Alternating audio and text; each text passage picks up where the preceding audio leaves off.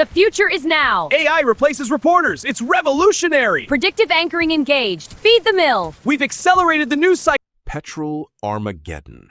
3 to 4 rand per liter hike, dropping May 6th.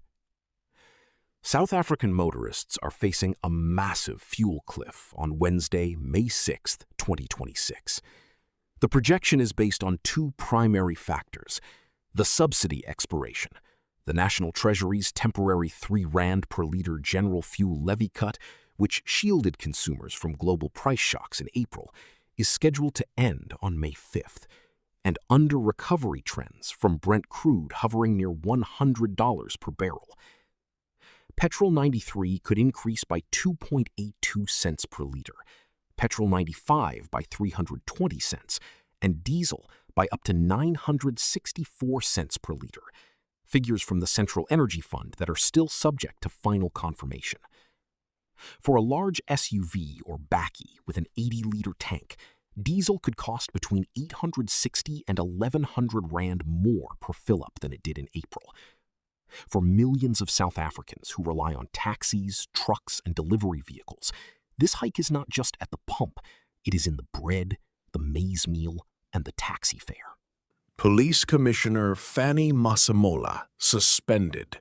Corruption bomb drops. President Cyril Ramaphosa suspended National Police Commissioner Fanny Masemola after he was charged with breaking finance laws over the awarding of a 360 million rand, $21.7 million, police tender for health services to a company called Medicare 24, run by a businessman suspected of links to organized crime. The police minister, national commissioner, and his deputy have all now been suspended or placed on leave, a rare concentration of upheaval at the top of the force. Ramaphosa is under increasing pressure to stamp out corruption before voting in local elections begins in November, and the Masemola case has added to a slew of scandals eroding public trust in the ruling coalition. The question ordinary South Africans are asking: if the people supposed to fight crime are busy committing it, who is protecting us? Trump evacuated after armed man storms White House Correspondents' Dinner. U.S. Secret Service agents bundled Donald Trump from the stage as shots rang out at the annual White House Correspondents' Association dinner held at the Washington Hilton. A lone gunman charged a security checkpoint armed with a shotgun, a handgun, and multiple knives just outside the ballroom, triggering chaos as guests in black tie attire dove under tables. A uniformed Secret Service officer was struck in his vest and taken to hospital, but was doing well. Authorities confirmed no dignitaries or gala guests were hurt, and the suspect, later identified by multiple outlets as 31-year-old Cole Tomas Allen from California, was taken into custody and was due to be arraigned in federal court on Monday.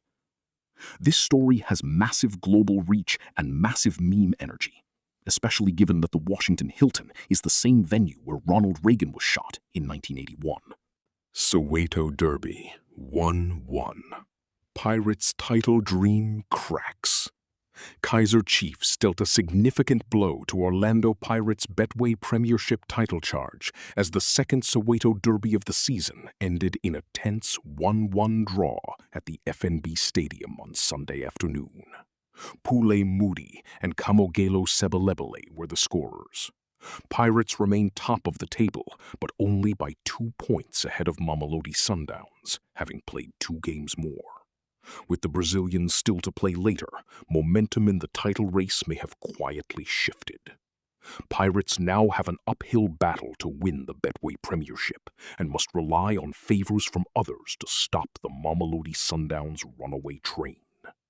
The match was delayed 45 minutes due to supporter congestion, a recurring national embarrassment at FNB Stadium. Malema's 5-year sentence still burning hot. EFF leader Julius Malema was sentenced to 5 years in prison for unlawful possession of a firearm and 2 years for unlawful possession of ammunition, sentences running concurrently, for a 2018 incident in which he fired a semi-automatic rifle into the air at a party rally in the Eastern Cape. The NPA welcomed the sentence, noting that even though the state called for the maximum 15 years, the 5-year term would serve as deterrence.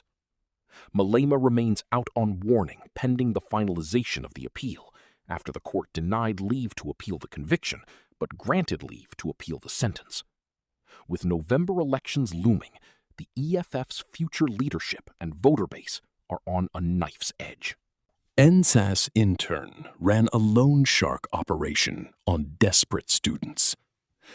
An NSFAS intern named Abongile Ngona allegedly solicited business from cash-strapped students in a student residence WhatsApp group, advertising loans at 45% interest rates. Messages dated between April 10 and 12, 2026 show her posting, "Evening guys, loan is available, 45% interest." One student at CPUT was hospitalized after taking pills, with her father later discovering her phone had been taken as collateral for an 850 Rand loan plus 45% interest.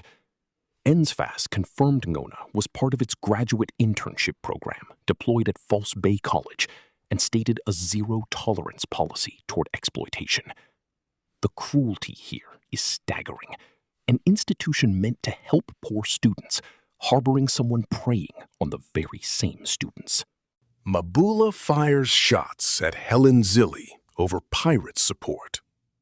ANC Secretary General Fikile Mabula accused DA's Helen Zille of trying to target black voters through her support of Orlando Pirates. The optics of politicians suddenly donning football colors before election season is a classic Mzansi comedy script.